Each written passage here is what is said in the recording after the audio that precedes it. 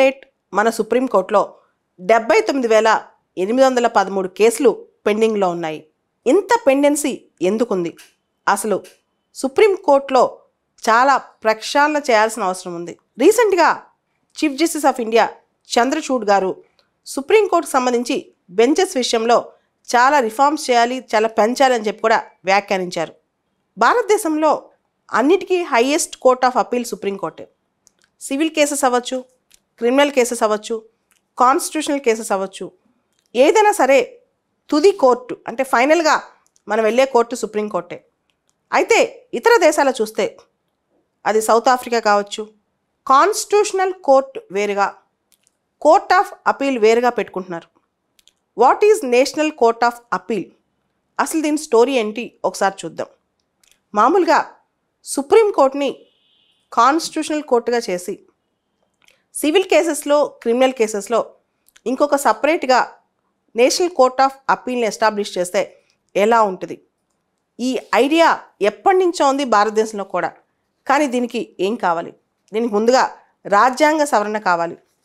March 1984లో 10వ law commission చెప్పింది, propose చేసింది, సుప్రీంకోర్టుని 2 డివిజన్స్గా మనం ఏర్పరచాలి.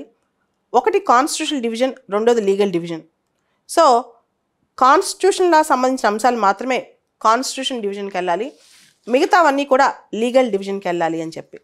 ఇదే విధంగా 1988లో 11వ లా కమిషన్ కూడా ఈ ప్రపోజల్నే సపోర్ట్ చేసింది, దాదాపు ఇదే లైన్స్లో.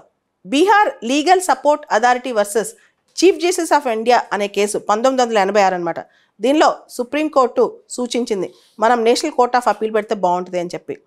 దీన్నే 2016లో సుప్రీంకోర్టు గవర్నమెంట్ని కోరింది ఎన్సీఏ దిశగా నేషనల్ కోర్ట్ ఆఫ్ అపీల్ ఏర్పరిచే దిశగా ఆలోచించమని చెప్పి.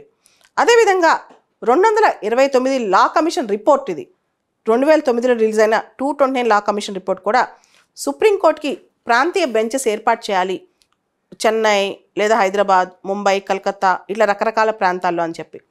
అయితే ఇవన్నీ ఎంతవరకు సాధ్యపడతాయి, ఎలా సాధ్యపడతాయి అనుకుంటే మనం ఖచ్చితంగా సుప్రీంకోర్టుని రీస్ట్రక్చర్ చేయొచ్చు, పూర్తి స్థాయిలో కేసెస్ పెండింగ్ లేకుండా చేయొచ్చు అనమాట. మనం చూస్తే కనుక భారతదేశంలో కాన్స్టిట్యూషనల్ బెంచెస్ ఏర్పాటు చేయొచ్చు. జనరల్గా కాన్స్టిట్యూషనల్ బెంచ్ అంటే ఏదైనా కాన్స్టిట్యూషన్ మ్యాటర్ ఇంటర్ప్రిట్ చేయడానికి ఉండే బెంచ్ అనమాట. మన రాజ్యాంగంలో ఆర్టికల్ 145 క్లాస్ 3 ప్రకారం కాన్స్టిట్యూషనల్ బెంచ్ ఏర్పాటు చేయొచ్చు. అయితే సాధారణంగా కాన్స్టిట్యూషనల్ బెంచ్లో 5 జడ్జెస్ ఉంటారు. పెద్ద పెద్ద కాన్స్టిట్యూషన్ కేసెస్లో 5 కానీ 7 కానీ 9 మంది కానీ ఇలా జడ్జెస్ ఉంటారన్నమాట, ఆడ్ నెంబర్లో.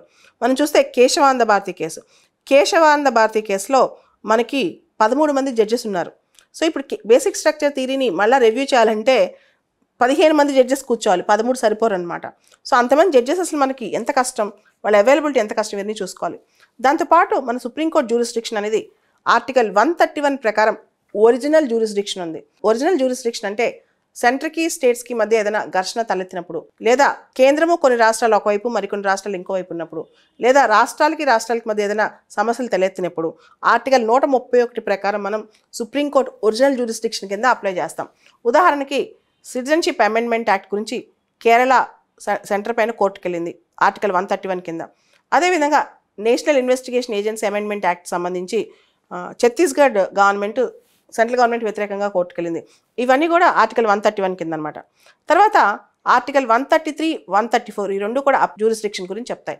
133 అనేది సివిల్ అప్పీల్, 134 క్రిమినల్ అప్పీల్ అనమాట. సివిల్ కేసులో అప్పీల్ వేస్తే సుప్రీంకోర్టుకి సివిల్ అప్పీల్ అంటాం, క్రిమినల్ కేసులో అప్పీల్ వేస్తే క్రిమినల్ అప్పీల్ అంటాం.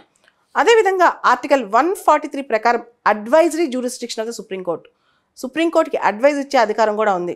ప్రెసిడెంట్ కనుక ఏదైనా లీగల్ ఇష్యూ కానీ ఫ్యాక్చువల్ ఇష్యూ కానీ ఆ మ్యాటర్ అరైజ్ అయ్యే అవకాశం ఉన్నా సుప్రీంకోర్టు యొక్క సలహా అడిగితే సుప్రీంకోర్టు సలహా ఇవ్వచ్చు, లేదా ఇవ్వటం నిరాకరించవచ్చు, కంపల్సరీ కాదు.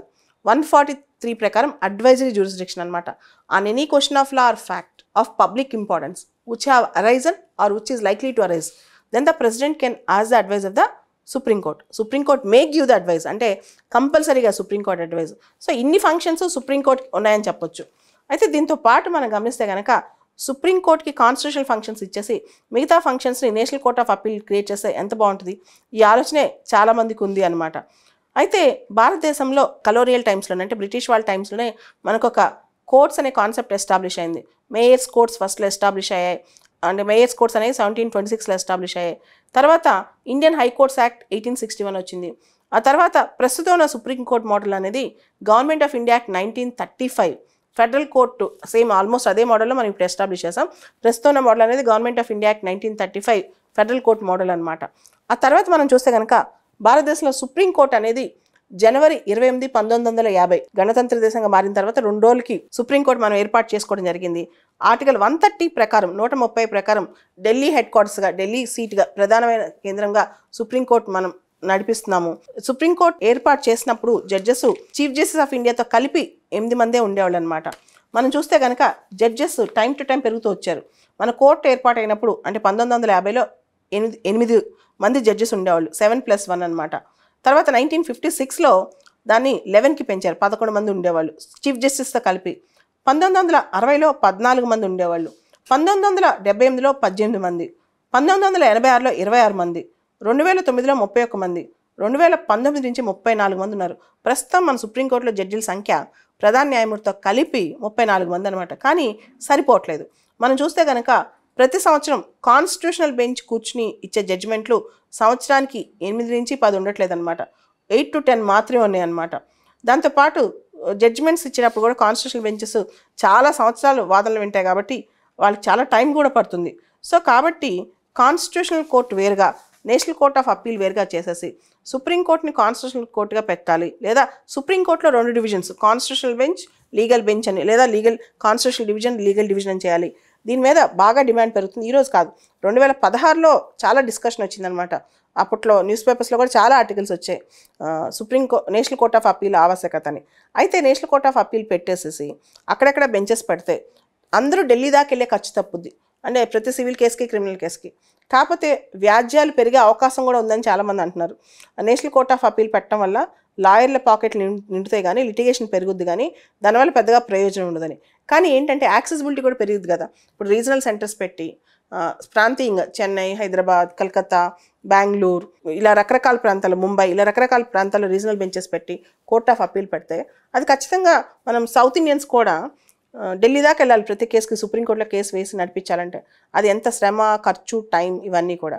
So national court of appeal అనేది అనివార్యం కాబోతుందా, భవిష్యత్తులో రాబోతుందా అంటే ఖచ్చితంగా ఒకరోజుకి నేషనల్ కోర్ట్ ఆఫ్ అప్పీల్ అనేది వచ్చి